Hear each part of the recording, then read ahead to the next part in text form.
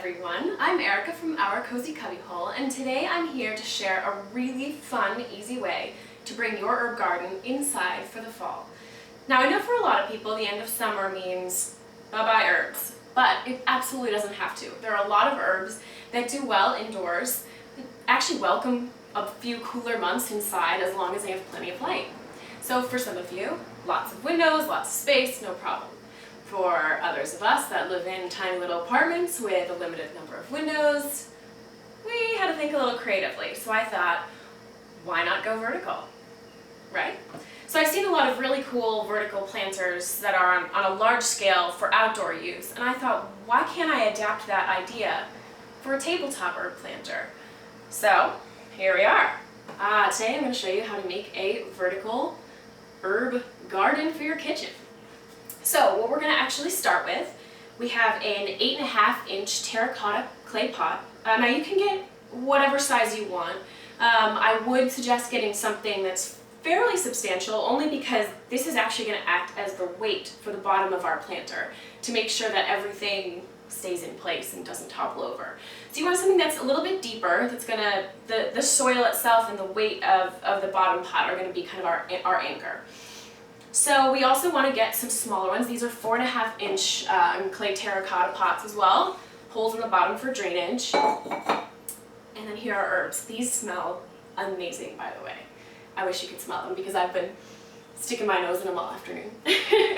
And the last thing that's going to tie everything together, we're actually going to get this is a 2-foot metal rod. Now it's really lightweight, but it's not flexible, which is exactly what we want. Now, I was in the hardware store thinking, how the heck are you going to find just a generic metal rod? But they actually sell those. Go figure. They actually sell them in 1 foot, 2 foot, 3 foot, 4 foot, whatever size you need. 2 feet will work perfectly for this scenario.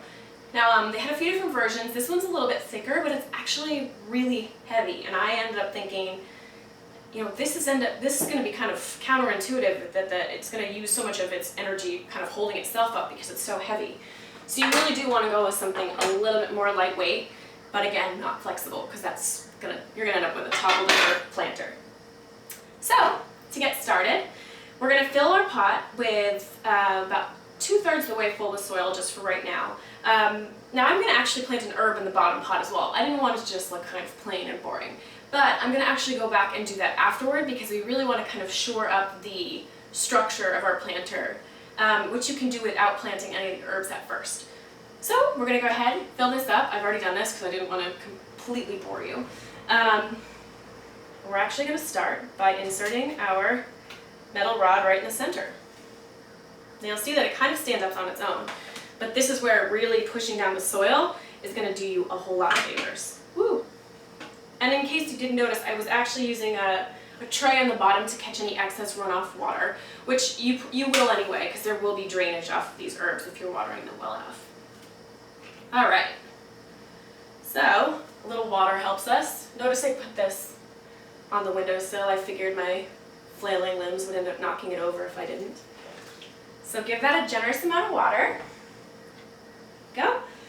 Don't be afraid to get a little dirty too here, because planting is never a clean process. All right, now this is pretty solid. We get kind of our base here. Now the next key thing that we want to make sure we're doing, I probably should have brought paper towels or something, whatever.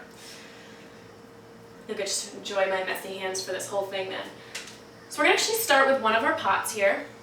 It's going to be placed over the metal rod, and we're going to actually put it at an angle. Now in order to keep it at this angle, this is where we're going to actually fill in with more soil so that the soil itself is kind of nestled in there and kind of provides that support and that base that the majority of this pot will actually be resting on the soil, and not much of it will be even touching this rod. In fact, it'll probably help stabilize the rod. So, got my handy dandy bag of soil here. You want to kind of, use your judgment as to how high you want it. Kind of on the top of the planter. You're going to fill in, so give yourself a generous amount. We'll nestle it right in there. This is fun.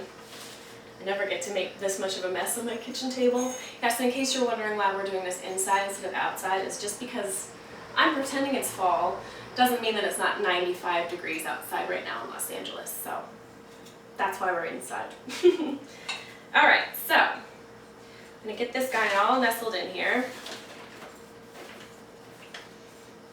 Let's see, pack it down nice and tight. Again, like I said, like you really want him kind of sitting on his own. And actually adding more soil into this will help because it'll kind of anchor the bottom there. Okay, that's good. All right, so I'm going to also add some soil to the bottom of this pot here. Again, to kind of anchor it and make sure it's solidified as a, you know, it's definitely going to be at an angle here. Now, in case you can't see, I'm going to help tip it a little bit. I don't know if that helps at all. Here we go. All right. Trusty watering can. Again, just trying to make sure that it gets nice and tamped down.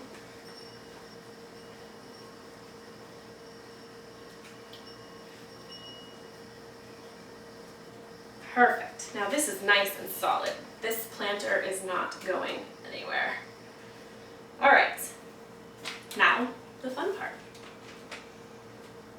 We're going to take our next planter and place it the opposite way. Now it's actually going to sit on the edge of that other planter, and that's what's going to keep our whole thing upright.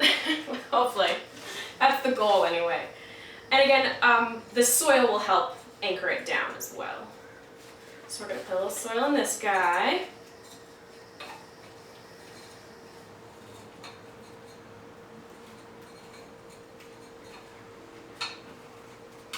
I'm noticing it's tilting a little bit back towards me, so I'm actually going to fill in at the bottom. So you have to use your judgment kind of as you go to make sure that it's staying upright. And the best way to adjust for that will be to adjust the angle of the bottom pot using soil. Making sure it gets a nice base. You want it to be kind of buried just a little bit, so. All right. We seem pretty steady here. All right. Oh. Next.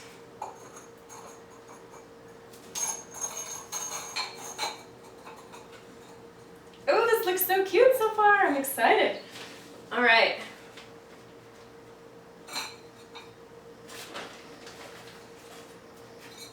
Oop, that was too much.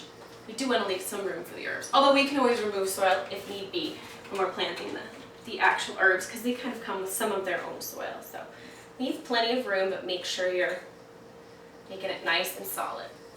There we go. And last but not least,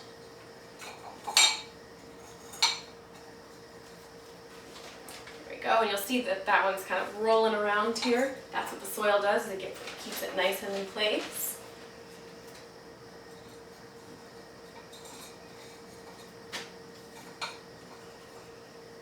Now there we go. Look at that. That is the base of your herb garden. That looks good. I'm excited. Okay, so my camera completely died while I was planting these herbs, but that's okay. It works out well because all of our herbs are planted and you didn't have to listen to me babble. So you can see here, we're all set. It looks great. Our vertical herb planter, it's fun, it's different, and it smells so good. So I picked herbs that I knew would do well in the fall indoors. I went with a blue rosemary, some garlic chives, some thyme, Italian parsley, and some sweet basil. Now I know what I'm looking at, but if a friend comes over and wants to know what I'm planting, I thought it'd be fun to label my herbs in a unique way. So I went ahead and used some leftover wine corks, wrote the name of the herb on them in Sharpie. Then I went and got some skewers like you would use for barbecue or something like that, kebabs if you will. You're going to insert the pointy end of the skewer into the cork. I've trimmed them all to size. And then you're going to actually just insert them into the soil herbs are labeled. So I've gone ahead and used a bunch of different wine corks here with all of our different herbs, chives, parsley, voila, there we go. Labeled herbs, they look fantastic. Thank you so much for joining us today. I hope you really took something from this. I hope you'll make your own herb garden. If you want to check out more projects, you can go onto the blog at www.ourcozycubbyhole.com. Thanks guys, have a great day.